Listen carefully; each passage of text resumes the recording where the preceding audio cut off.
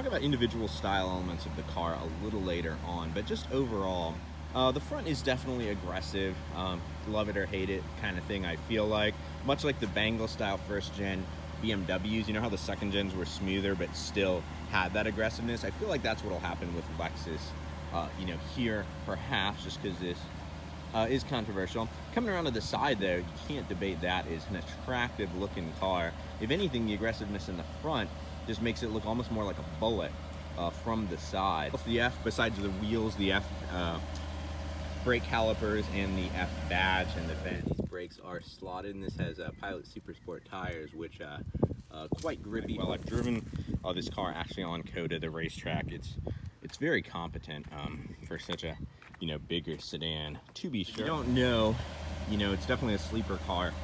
From the side and then coming around the back, same deal. You get this carbon fiber spoiler back here and the quad exhaust, and so if you take the badging off, that's really the only, you know, cue. This is something special. Love those lights there. LED headlights just look so cool and so aggressive. This grill, this hood is, you can see how it slopes up to show, you know, there's a lot of power, and I do like that. These are actually functional, as you can see there, as are these, as is most of this very large grille. They did a great job hiding all the laser cruise control functions, all that stuff. Beautiful carbon down here as well. Backup sensors are way back there, so you actually don't get a whole lot of range on them. I noticed that, you know, during the week, because look at how many inches there are actually ahead on the car ahead of the actual sensor. Loving these orange brake calipers. That's an option. It's probably one I'd skip, but it looks pretty cool on this spec of car. This is actually functional on there, I believe. Yep, it actually passes right through as well. I always love when vents are functional. You get lots of functional venting on this car. It's not just cosmetic like on many sports cars today. The side is pretty standard looking. Pretty much looks like a regular, you know, a GS.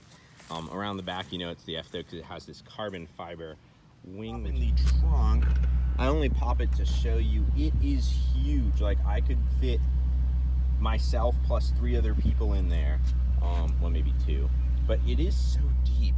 Like, that's ridiculous. The seats don't fold down, it looks like, but there is a ski pass through. Man, that's huge. Also, I love showing little secret storage areas. The first aid kit velcros in back here, which I thought was cool, and then when you lift this up, you get a tool, and then a little storage area here.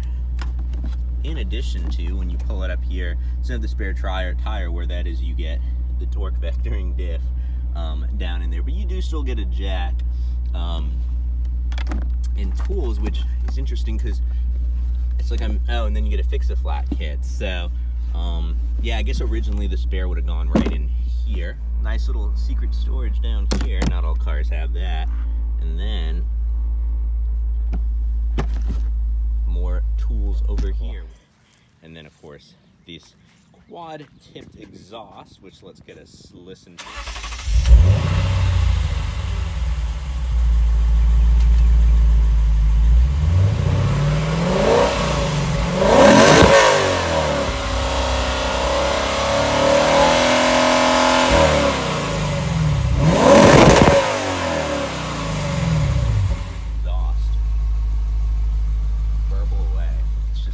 This car definitely could use an aftermarket exhaust. It's not as loud as the RCF, the exhaust, but it still sounds good. Man, that is a good, even with that huge cover over it, that is a good looking engine. I love, like, you can see the blues on there, which happen to kind of like match this car. I do dig this color. It's very close to the color I wrapped my car as well. I was kind of surprised for weight distribution they didn't like move the battery to the back. It always surprised me on cars that seem to have a front bias when they don't do that. Good looking engine though, and sounds really good too. The power up sequence of this car is super cool. As you get in, it moves your seat forward and puts the wheel down. You can turn that feature off. I love the little startup gauge that goes across, the GS-F logo there. It's pretty cool. Especially if you have it in Sport or Sport Plus. I'll show you more on that later. It's Eco mode. Even Eco mode looks cool. And then there's a normal mode. a sport mode, a sport plus mode. One neat thing is when you rev it, see how it leaves that little line up where you revved it to. Let me see if it does that in Sport Plus too. It does not actually do that in Sport Plus, but weirdly enough in Sport, if you rev high enough, it does that. That is so cool. Speaking of the interior on this car, I'll get the one thing I don't like about it out of the way right in the beginning. This, the Lexus infotainment system, they moved to a trackpad on some. It's equally hard to navigate, and then this guy, it's just hard to kind of move around there. Over the week I did get more used to it. Might not like the actual controller. The screen itself is nicely recessed in there. You see that, Germans? It is possible. The Japanese and Italians have definitely figured that out. How to not like have that stuck on look screen. It's big. It also reduces glare because it's in this little cubby there. Good quality big screen. You can have it split like this, which is really nice. You know, you can have your music, your climate control over here, and you go into vehicle, and it's hard to stop right where you want. That's the big critique on this. When you go into drive mode, you can't really adjust the steering though with that. So then you have to kind of rely on the Sport and Sport Plus. So I kind of wish it would give you a little bit more customization. It seems like a minor thing. A lot to like about this interior, including these absolutely beautiful red, you know, racing inspired seats. Not only do they hold you well, but they're extremely comfortable and heated and cooled, as well as nice leather as you'd expect from Lexus. Lots of different materials here. I've counted at least 5, but they're all nice. Obviously there's the leather, there's the carbon fiber, there's this little kind of darker metallic trim, there's leather, a different color leather, and then there's Alcantara right there. So we're at 4 alone, just on the door. And then coming around here, there's these little rivets that hold the dash. Looks like they're holding the Alcantara down. They say Lexus in them. But anyway, getting back to the good about this car, a beautiful like Lexus clock down there. I also like, since you have the digital speed in the middle there, this is just a beautiful, it looks like a, you know, a piece of jewelry log speed limit with a little F down in there. I don't know if you can see that. And then of course these nice metallic paddle shifters, which, you know, the transmission's pretty quick. It's not like a dual clutch or some of the new ZF transmissions, but it's not bad. Another feature coming down to the climate control, great Mark Levinson surround sound. I definitely would opt for that option. It's one of the few I'd actually order up on this car. See how it has that kind of cool digital effect there, which I love because I love when digital things can kind of give that appearance of analog. Climate control is really smart on this car, as you'd expect from the Japanese. Like, it has a couple of smart modes. Like, there's an auto mode, which is you know, kind of standard now, but then there's also this mode here, which it detects if someone's in a seat, and if the seat's not empty, it turns off that climate control. I know that's, I haven't seen that in a whole lot of cars other than Lexus's, but it is really a smart feature. Just loads of carbon fiber down here. Here's that little trackpad I talked about. I kind of like how it is a mechanical shifter as well on this day and age. Materials are just great quality. Even here, they have a little rest for your wrist, so you don't get any fatigue or anything like that. Not all cars do have that. This is for the parking system, and then of course it's hidden when you don't want it, so it can be just right out of your way. All your USB sound control options and things like that are down in here. This is actually sadly the closest space for a radar detector. So what I figured out to do is just, when I don't have my cup holders open, I was able to kind of like run it along there. It's so I still prefer if there's a plug over here, down there, something like that. Another feature I love performance-wise is it does have a snow mode, but it does have something called the torque vectoring differential, which I've used a bit on the track. There's a slalom mode and then a track mode, which just kind of changes it, or you can just leave it in standard. And I also love the little graphics. So yeah, if you really want to go at it, you would just stick it in Sport Plus with like track mode and see how it changes the gauges there as well. So, you know, info you need, like your temperatures are right in the middle. Metal pedals as you'd expect, an automatic parking brake. This hold function is cool. It's something Mercedes and a lot of Hyundais have. The Mercedes one, you just have to press the brake down hard. Here you actually have to press a button to engage it. And then of course, just a million of different buttons over there. ASC is an option. I just wish almost wasn't even there. Thanks BMW, I think. I don't know if BMW started that. Now Acura and Lexus have it as well. At least you can turn the automatic sound control. That's not what it actually stands for. So it's nice you can turn that off, because this car sounds so good you don't need it being piped in through the speaker. Also really neat up here, you get not only the frameless mirror, but check this out. The home link kind of appears in the mirror, the screen there. And then of course when you're not using it, it just goes away. And then this of course is your auto dimming. I thought that was kind of a cool feature as well. And of course you get LED everything in this car, and it's got kind of the cool, like the lights dim inward and outward as well. I've seen where they dim slowly outward, but I haven't necessarily seen where they come on slowly. Not a lot of cars have that. Even coming around to the back, there's plenty of room. 2 6-feet people would not be a problem as well, based on I have this seat, you know, adjusted that way in the front, and it just looks really cool being back here. They don't sacrifice any of the quality of the materials back here. There's no heated seats, anything like that. You do get you know, some little vents and a little bit of carbon fiber, but nothing really too fancy. You do get the same Lexus F seats, which are comfortable. I had some people on a charity cruise, and they were riding in back, and they were super comfy and having fun. This seat, actually, I had someone riding into. They said is not as uncomfortable as you might think a center seat would be. Nice little temporary storage area there. And then this is actually surprisingly deep down for one of these rear consoles.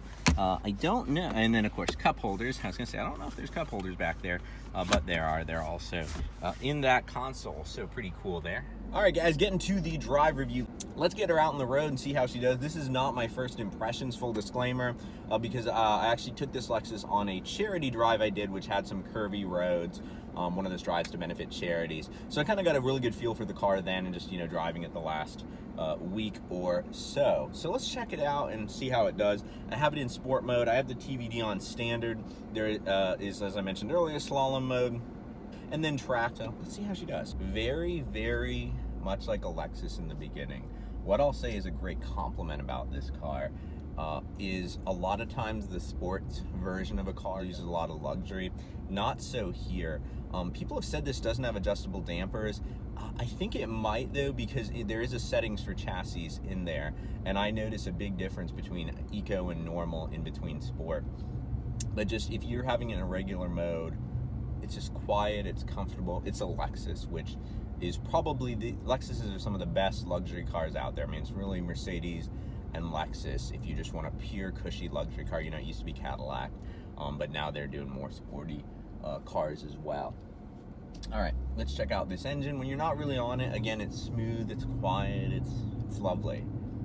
Let's put it in sport mode though, because that's why you guys are here. Sport mode and Sport Plus definitely tighten up the steering to a point where it is excellent.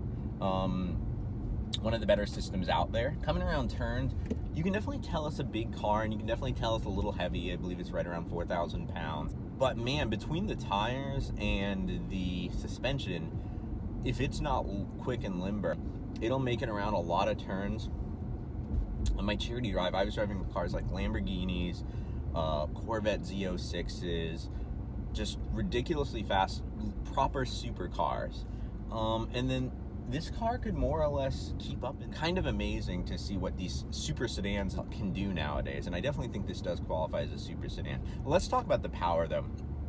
The launch control and you know, the launch on this car is good. The power is definitely down compared to other super sedans out there.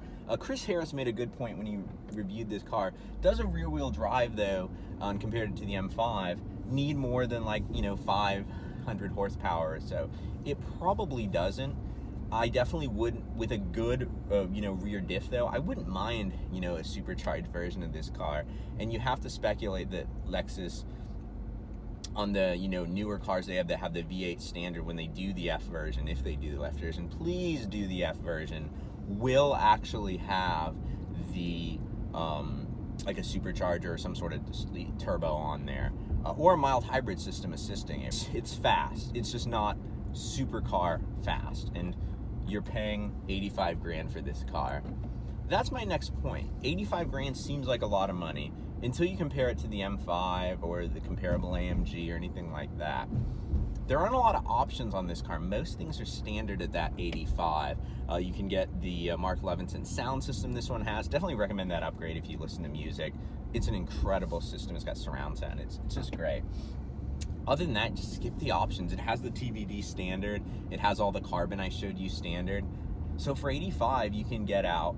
When German cars this fully loaded would be, you know, 6 figures as well. So I don't think that's bad. And I'm sure with this car being, you know, at the end of its life cycle, there may be deals at dealerships. And of course, there's going to be the used market, you know, if you're into like getting a certified pre-owned one of them. Acceleration, it's enough to knock you back and put a smile on your face, which is, you know, my metric. Brakes are insane. I had a car brake check me on the highway the other day. And it was an area where I think you could go 80 or something legally, and I was doing that, and I was able to slow down without a problem. These brakes are great. They're not carbons, but honestly, the only reason you need carbon ceramics is if you track a lot, because they're less likely to overheat. This engine, this sound, I said it in the RCF especially, with an exhaust, there's nothing like a naturally aspirated V8. There isn't. Turbos and superchargers always, especially turbos, steal a little bit of sound even if you have a good exhaust. Superchargers maybe not so much, but then you're adding in supercharger whine instead of just the engine noise, which, you know, I actually kind of like. But yeah, the overall, minus the fact it's a little down on power compared to some of the competitors, the engine's sublime. Steering is great, especially in Sport and Sport Plus. I do wish it was adjustable in the customized mode because it's a little loose on normal for my taste personally. It's kind of the whole point of customized mode. It's a minor gripe. You can just flip the little switch and put it in Sport or Sport Plus very easily if you're, you know, on a curvy road. Transmission's really good as well. It's not as fast as a dual clutch. It's pretty fast though. This is an older gen Lexus system, I believe. And some of the newer ones are a little bit faster, but honestly in Sport Plus it has some pretty aggressive tires are great. The suspension doesn't let you down. Like I said, it really does feel like a Lexus when you're just having it in kind of the eco normal comfort kind of mode, and then when you put it in Sport and Sport Plus, it definitely makes the car wake up and be more alive. Would I buy this car with my own money? I own an M5, and as you guys saw, the title was not clickbait. I mean, I've reviewed every gen of M5, except obviously the new all-wheel drive one that just came out. This one reminds me of the E39, which I own, with the big, you know, almost 5-liter V8, coincidentally. I wonder if Lexus used that car as an inspiration, like one of the engineers had one of those. Because it reminds me of that car, but here you get all the modern technology. You get cooled seats, you get, you know, more safety stuff, it's a little bit faster, and it's not that much heavier, which is pretty amazing. So I would definitely take it over that. Obviously there's a price difference, even with those appreciating, those are like 30. The V10 ones, those had the reliability issues. I would take that V10 engine all day if somebody gave me an unlimited warranty.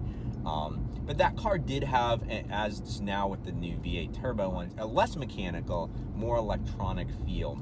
This is one of the last cars, and you wouldn't think it would be a Lexus, that gives you a naturally aspirated engine, that gives you that very raw mechanical feel, especially with that torque vectoring control. I've taken people who race regularly out in the RCF, the coupe version of this, and turned it into Sport Plus, put that, you know, torque vectoring, played with the modes, and you know, they were not only impressed, giggling like schoolgirls. So it is the last of a dying breed of car, and for that reason I definitely would get it if I was looking for, you know, just a good all-around sedan. This is the last year of this car, and that makes me really sad, because it's being replaced by the front-wheel drive ES, which is probably going to be great, unless they stick all-wheel drive on the ES-F, it's not going to be the same. This car has a lot of spirit to it, and I think that's what I'm going to miss the most. So a new part of these videos I'm doing is, if I had to describe this car in one sentence, what would it be? And it would be an Asian car that feels very much like a German sports car of old, and I would have said the same thing about the Kia Stinger. With the Kia Stinger, it definitely makes a lot of sense. They hired one of the chief engineers to do sport parts on that car, and they have an Audi, you know, designer who penned that car, so it is very German. as well. If you guys have any questions, let me know down in the comments. Until next time, my speedy racers, drive on.